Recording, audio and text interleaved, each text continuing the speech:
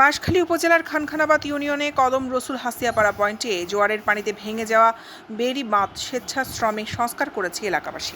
মঙ্গলবার 14 তারিখ সকাল থেকে জোয়ার পর্যন্ত এলাকাবাসী জিও ব্যাগে সংস্কার কাজ সম্পূর্ণ করে।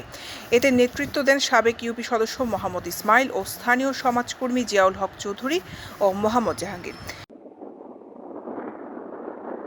স্বেচ্ছাশ্রমে কাজ করতে আসা স্থানীয়রা বলেন, এই বেড়িবাঁধ নির্মাণের জন্য অনেকবার সরকারের বরাদ্দ থাকলেও সঠিকভাবে তদারকি না করে বাঁধ অতি নির্মাণের কাজ করার কারণে জোয়ারের পানিতে ভেঙে যাওয়ার একটু বৃষ্টি হলেই জোয়ারের পানির লোকালে প্রবেশ করে প্রায় 10 থেকে 11,000 মানুষ পানিবন্দী হয়ে পড়ে। তাই আমাদের ঘরবাড়ি রক্ষা করতে আজ সকাল থেকে এলাকাবাসীর চেষ্টায় জিও ব্যাগ ধারা প্রায় 11,000 মানুষ ভেঙে যাওয়া 11 চাইন বাঁধ হাতে হাত মিলিয়ে প্রাণপণ চেষ্টা করে যাচ্ছে বর্ষার মধ্যে সংস্কার করার। দেশে বর্তমানে অন্তর্বর্তীকালীন সরকার গঠন করা হয়েছে। সরকারের প্রতি দৃষ্টি আকর্ষণ করছি ভেঙে যাওয়া বাঁধটি যাতে টেকসইভাবে নির্মাণ করে দিয়ে এলাকার সাধারণ মানুষ যাতে নির্বিঘ্নে বসবাস করতে পারে।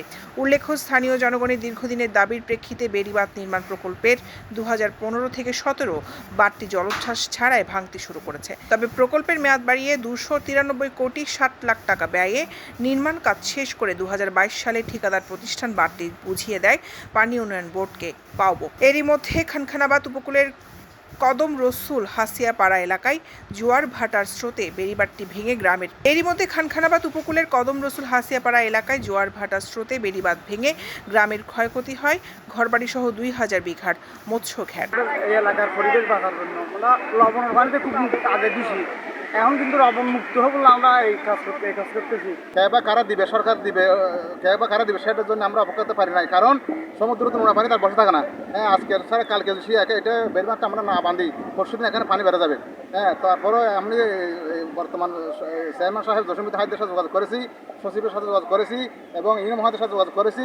ওরা আমাদেরকে একটা আশ্বাস দিচ্ছে। এখন সরকার যখন মনোহর নেই, এখন আরও এলাকার নেই, আরও দেখে এই সহযোগিতা করবি এখন আর পাড়ার এলাকার গ্রামের মানুষে আর বেগুনে হাসন আর সুন্দরভাবে হাসন করে আর কষ্টবান লাগবে বেলাগুলি আর বর্তমান অন্তর্বর্তীকালীন সরকারের কাছে বিনীত আবেদন জানায় আর এই বেড়িবাঁধানোর ব্যবস্থা জানে বর্তমান সরকারে করে বরাদ্দ আসছে ঠিকভাবে হাসপাতাল নর্মাল হয়ে আর এক হাসপাতাল বরাদ্দ পারবার কিন্তু আইলেও কিন্তু আর একটা হাসপাতাল নর্মাল হাসপাতাল এ কারণে আর হসপিটালটা যার দৈনিক আজাদী নিউজ ডেস্ক।